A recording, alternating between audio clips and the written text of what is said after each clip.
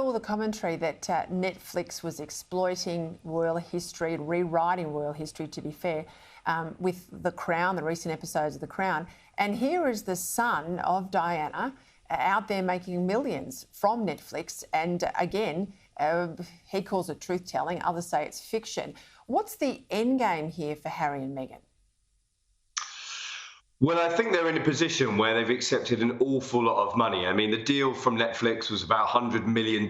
We had another $30 million on the table for Meghan's Spotify series that seems to have bombed and will probably disappear now, I would imagine. But the issue that they have is that the only tactic that they had to play to make money was to slate the family. And that is something that they kept on doing. And we've seen these comparisons between Diana being hounded and Meghan, and these are two totally different eras. Certainly, Diana's relationship with the press was well documented, and I think lessons were, of course, learned from that dark period. And it's absolutely in no way similar to the treatment that Meghan had, and that's probably why they are using old reruns of press photographers hounding Diana and press photographers hounding celebrities, which have absolutely no correlation with the couple themselves at all. What about the talk that 14 or so resignations have come from their private companies? Their staff are leaving in droves.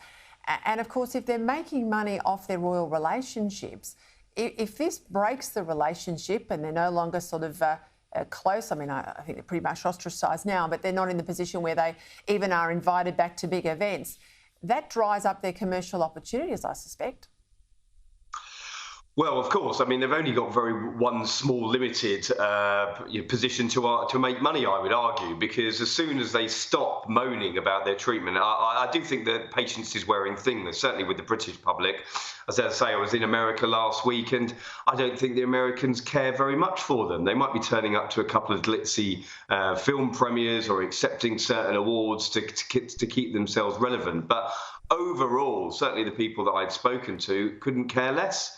And so, they will run out of road. And yet you'd seen the rest of the royal family uniting. Just last night, they were at Buckingham Palace, uniting for a reception at Diplomatic Corps. And then we had Kate and William in Boston last week, carrying on without fanfare, even though Harry and Meghan did their best to torpedo that mini tour. So, listen, it's definitely a tale of two families at the moment. And how much more can Harry and Meghan have to say? I definitely think, regardless of what they say, people will get a bit sick and tired of it.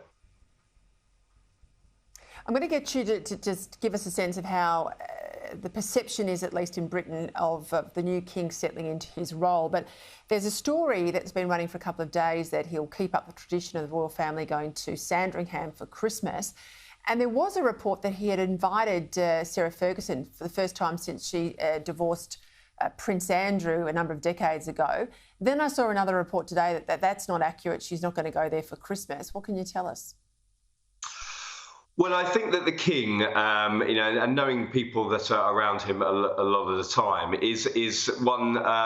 His main tactic is of unity. I mean, he wants to come into the top job, as it were, as seamless as possible. He definitely had extended an olive branch to Harry and Meghan. That olive branch had been extended to Sarah Ferguson. So certainly, my understanding was that he wanted all of the family to try and spend Christmas together, to try and let bygones be bygones.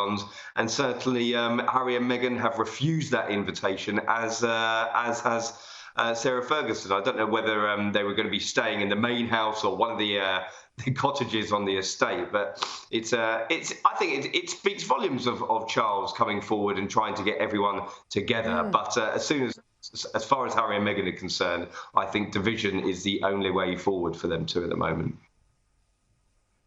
Well, I'll let you go because you're going to batten down the hatches with this release tomorrow, and I'm sure you will be busy in coming days. Russell Myers, thank you.